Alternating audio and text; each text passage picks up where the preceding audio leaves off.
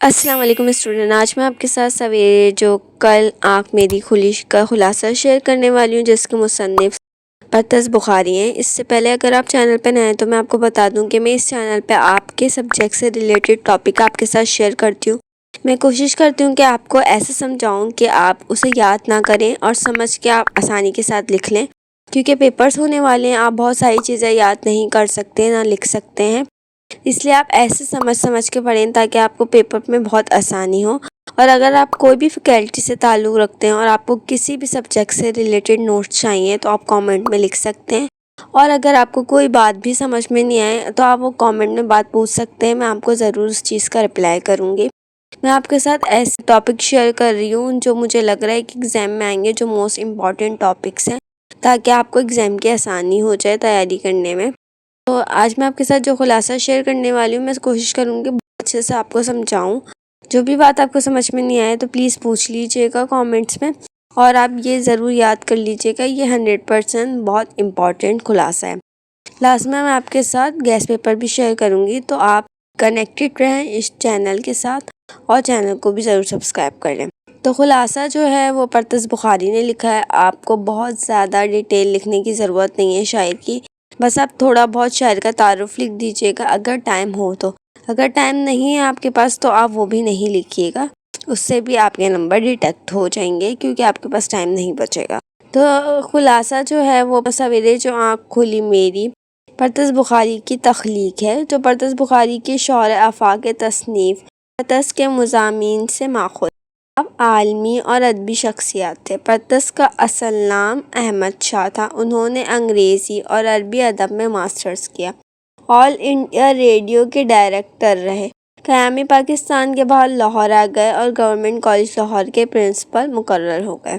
آپ نے اقوام متحدہ میں پاکستان کی نمائندگی بھی کی۔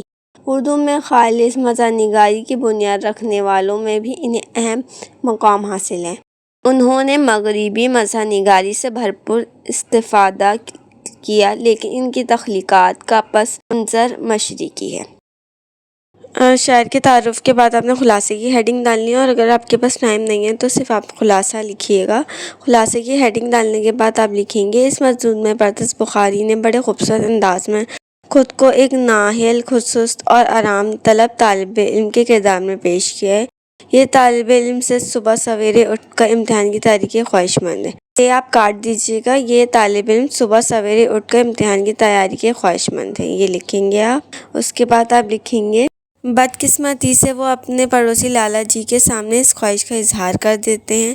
وہ تو جیسے کسی بدلے کے انتظار میں تھے۔ انہوں نے اگلی صبح 3 بجے ہی میرے دروازے پر ایسے مکے بازی شروع کر دی کہ گھر کے در و دیوار کے ساتھ ساتھ میری روح بھی کانپ اٹھی۔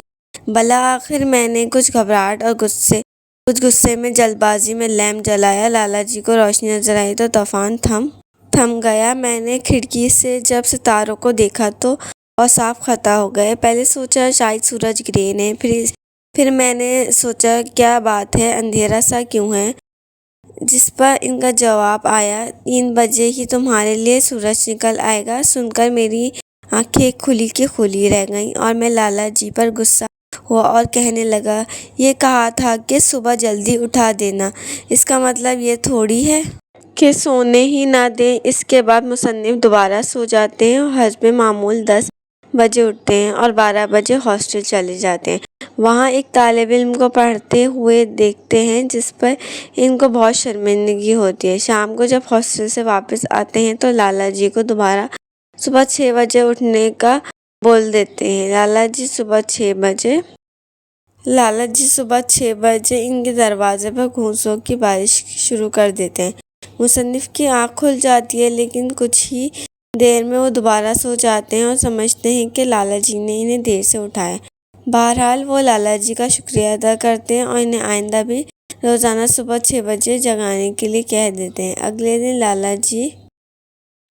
دن لالا جی کی پہلی دستک پر ہی مصنف کی آنکھ کھل جاتی ہے۔ وہ خوش ہوتے ہیں اور اپنی تعریف کرتے ہیں جو مرج ہو گیا صبح میں۔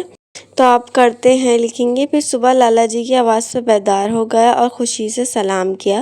وہ مطمئن ہو کر چلے گئے۔ مجھے احساس ہوا کہ صبح اٹھنا مشکل نہیں، بس سستی سے بچنا چاہیے۔